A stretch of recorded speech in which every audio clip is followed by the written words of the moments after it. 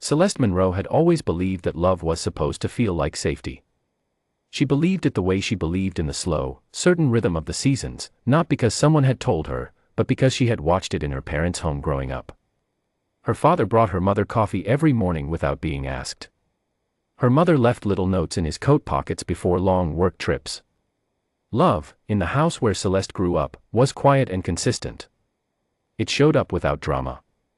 So when she met Damon Whitfield at a rooftop gathering in Atlanta on a warm Saturday evening in the summer of 2016, she was not looking for fireworks. She was simply standing near the railing, watching the city lights below, holding a glass of sparkling water, when he walked over and said, "You look like someone who's thinking about something important." She laughed. He sat down beside her. Damon was tall, well-dressed, and confident in the way that people who have worked hard for their place in the world often are. He was a commercial real estate developer, self-made, he was quick to mention, though he said it without arrogance. He had grown up with very little, he told her that first night. Everything he had built with his own hands. Celeste was an occupational therapist. She worked with children who had developmental challenges, helping them build the small, essential skills that the rest of the world took for granted: how to hold a pencil, how to button a shirt, how to focus long enough to feel proud of themselves. She loved her work deeply. It gave her life a texture that money alone never could. They exchanged numbers that night. By the third date, Damon told his friends she was different. By the sixth month, he told her he loved her. In the spring of 2017, they stood before their families and promised each other everything. The early years of their marriage were genuinely good. They traveled to Portugal and to Barbados. They bought a home in a quiet neighborhood in Buckhead. They cooked together on Sunday mornings and argued about small things and always resolved them before bed. Celeste's mother, Gloria, watched from a respectful distance and said only that Damon seemed like a serious man, which she meant as a compliment. But somewhere around the fourth year, things began to shift in ways that were difficult to name at first. Damon's business had grown significantly. He was managing larger developments, dealing with investors who flew in from other cities, attending dinners that went late into the night. At first, Celeste understood. She was proud of him, in fact. She continued working her own hours, contributing her own income to their joint accounts, maintaining the household, and showing up at events on his arm when he needed her there. But the absences grew longer. The phone calls in the middle of the night became more frequent, and when she asked about them, the explanations became shorter. He began to correct her in front of people, small corrections, delivered with a smile, but corrections nonetheless. The way she told a story. The opinion she offered at dinner. The dress she chose for a function. And then, slowly, the corrections moved indoors. It began with his tone. Then with his words. He told her once, during an argument about household finances, that she didn't understand how the real world worked. He told her another time that her career was admirable but small. When she brought up her own financial contributions to their life, he waved the subject away like it was barely worth the breath. Celeste was not a woman who crumbled easily. But she was also honest enough with herself to recognize what was happening. She began seeing a therapist privately. She read. She thought carefully. She gave the marriage space to correct itself. It did not correct itself. By the sixth year, she had consulted a family attorney. By the seventh, she filed for divorce. Damon did not take it with grace. He hired an aggressive legal team and immediately began framing the divorce as a financial battle. His position, presented through his attorneys in the early filings, was clear: everything of significant value in their shared life had been built by him, through his business, before or independently of the marriage. Celeste's contributions, in his legal team's telling, were minimal. She had lived well because of him. She was now attempting to claim what was not hers. The proceedings moved through the court system with the slow, grinding weight that legal matters always carry. There were motions and countermotions, document requests and depositions. Celeste sat through all of it with the same quiet composure that had always defined her, not cold, not distant, but steady. Her attorney, a methodical woman named Renee Hall, told her more than once that she was the most composed client she had ever represented in a contested divorce. Then came the day that changed everything. It was a Tuesday morning in early spring. The hearing was scheduled to address Damon's motion to limit Celeste's claims on their shared assets. The courtroom was not dramatic in the way that courtrooms appear in films. It was a plain, municipal room with fluorescent lighting and wooden benches and the low, steady hum of institutional air conditioning. Damon arrived with 2 attorneys. He wore a dark suit and the expression of a man who had already decided how the day would end. During a recess midway through the morning session, as people moved about and conversations filled the room, Damon stood near a side table with one of his business associates. He did not appear to notice that the court reporter's equipment was still running. He did not appear to be thinking carefully about his volume. What he said, and what the court reporter transcribed into the official record, was brief and unambiguous. He referred to his wife as worthless trash who didn't deserve a single dime of what he had built. The words moved through the room quickly. By the time the session resumed, Celeste's attorney had already requested a copy of the transcript. Damon straightened his tie and returned to his seat. He appeared unconcerned. He had his documents. He had his financial restructuring. He had his legal team. He believed, in the way that people who have spent years controlling a narrative tend to believe, that he had considered everything. He had not considered Gloria Monroe. Gloria Monroe was 61 years old. She had spent 30 years as an administrative coordinator for a mid-sized logistics company before retiring.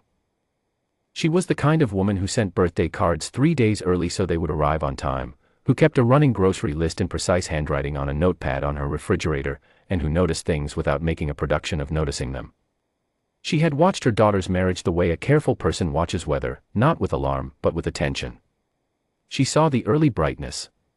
She noted, over the years, the way that brightness changed. She said little about it directly, because Celeste was an adult and because Gloria had raised her to make her own decisions. But she did not stop watching. And at some point, she could not name exactly when, Gloria had begun to keep records. It was not a dramatic decision. It was not the result of any single incident. It was simply the instinct of a woman who had spent 3 decades organizing other people's important information and who understood, in the most practical way possible, that documentation is what separates a claim from a proof. She printed emails that Celeste had forwarded to her over the years, asking for advice, sharing updates, sometimes just venting. She saved voicemails to an external hard drive, including one that Damon had left for Celeste in 2021 during what appeared to have been a rare moment of openness, in which he said, warmly and clearly, "Everything we have, we built together. I want you to know I know that." She photographed financial documents that Celeste had occasionally left on the kitchen table during family visits, account statements, property documents, transfer records. She noted dates in a small notebook she kept in her bedside drawer. She organized everything by year in labeled manila folders inside a plastic storage bin in her spare room. She did not tell Celeste she was doing this. She did not want to frighten her daughter or cause her to feel watched. She simply kept the materials organized, the way she kept everything organized, and she waited without knowing exactly what she was waiting for. When Celeste finally filed for divorce, Gloria went to her spare room, opened the storage bin, and sat down on the floor to go through everything. She called Celeste's attorney 3 days later. What Gloria handed over to Renee Hall was not a single dramatic document. It was something more methodical and therefore more powerful, a years-long paper trail that told a story Damon's financial restructuring had tried very hard to erase. The records showed, clearly and with dates, that a portion of the capital that had seeded several of Damon's most profitable real estate ventures during the marriage had flowed, at least in part, from joint accounts to which Celeste had been contributing her own income consistently throughout their years together. The money had not moved in large, obvious amounts.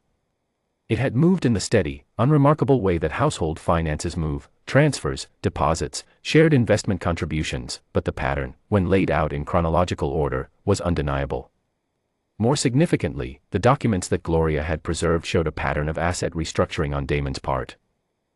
Over the previous 2 years, a period that overlapped almost exactly with the deterioration of the marriage and eventually with the divorce filing, he had moved a significant portion of his holdings into a series of limited liability companies, each structured in a way that placed the assets one step further from any claim Celeste might make.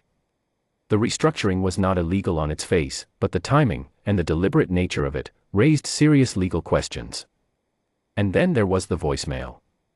Renee Hall listened to it twice. Then she made a copy and secured it. In that recording, in Damon Whitfield's own voice, warm and unguarded in a way he would never be in a courtroom, was a direct acknowledgement that contradicted the entire legal position his team had spent months constructing. 12 words. Clean audio. A clear date stamp. Gloria had saved it to 2 separate hard drives, just in case. The evidence was presented at the next scheduled hearing, 10 days after Gloria had made the call. When Renee Hall began to introduce the materials, there was a shift in the room that was almost physical, a change in the quality of the air, the way certain moments in important rooms carry a weight that everyone present can feel but no one quite names. Damon's lead attorney requested an immediate recess. The judge, a measured woman in her late 50s who had presided over hundreds of contested divorce hearings, looked at the attorney over the top of her glasses and declined. The voicemail was played aloud in courtroom 14. Damon's voice came through the speaker clearly. Warm. Casual. Completely certain of itself. Saying, without any ambiguity, that everything they had built together. The courtroom was very quiet. Damon did not look up from the table. His attorney leaned in and spoke quietly near his ear. He did not respond. He simply sat there, in his expensive suit, with the particular stillness of a man whose strategy has just been removed from beneath him. The LLC restructuring documents were entered into the record next. The forensic accountant that Celeste's legal team had retained, a quiet, precise man who spoke about numbers the way a surgeon speaks about procedures, walked through the asset movement date by date, transfer by transfer, structure by structure. He did not editorialize. He did not need to. The documents spoke for themselves. By the time the session ended that afternoon, the judge had issued a preliminary order freezing the disputed assets and requiring full financial disclosure from both parties. Damon's motion to limit Celeste's claims had been denied. The terms of the original filing were back on the table, fully intact. Outside the courtroom, in the wide, echoing hallway with its polished floors and its long windows overlooking a parking structure, Celeste stood with Renee Hall and said almost nothing for a moment. Then she asked, quietly, how her mother had known to keep all of that. Renee Hall smiled and told her she should ask her mother that herself. The case did not go to a full trial. Within 6 weeks of that hearing, Damon's legal team made contact with Renee Hall to begin settlement discussions. The negotiation took several weeks. The terms, when they were finalized, were sealed by agreement of both parties. But those who were close to Celeste during that period, and who saw her face in the weeks that followed, understood that the outcome was one she could live with, more than live with. On the day she signed the final paperwork, Celeste drove to her mother's house. Gloria had made red beans and rice, which was the meal she had always made for significant days, birthdays, graduations, the first day of school, the last day of a hard chapter. The table was set the way it had always been set in that house, placemats, cloth napkins, a glass of water and a glass of juice. They sat down together. They ate slowly. Gloria told a story about a woman she used to work with who had gone through something similar 30 years ago. Celeste told her mother about a child at the clinic who had, just that week, successfully tied his own shoes for the first time and looked up at Celeste with the specific joy of someone who has just realized they are more capable than they thought. They did not spend much time on Damon. He had taken up enough of their years already. After dinner, while Gloria washed the dishes and Celeste dried them and stacked them back into the cabinet where they had always lived, Celeste finally asked the question she had been turning over in her mind for weeks. Mom. How long had you been keeping all of that? Gloria was quiet for a moment. She handed a bowl to Celeste without looking at her. Since about year 3, she said simply. Celeste looked at her. I didn't know if any of it would ever matter, Gloria continued. I just knew that it might.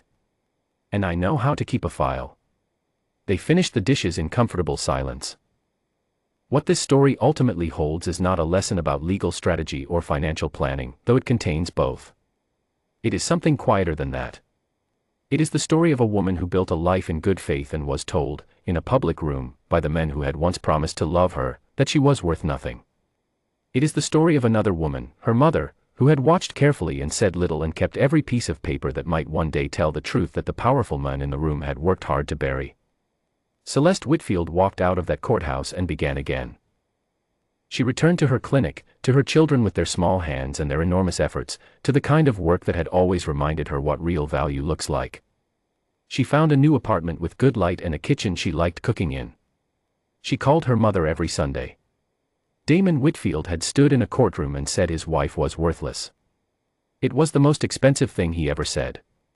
And it was her mother's quiet, patient, 30-year habit of caring, expressed not in grand gestures but in labeled folders and saved voicemails and a plastic storage bin in a spare room, that made sure the world knew exactly how wrong he was.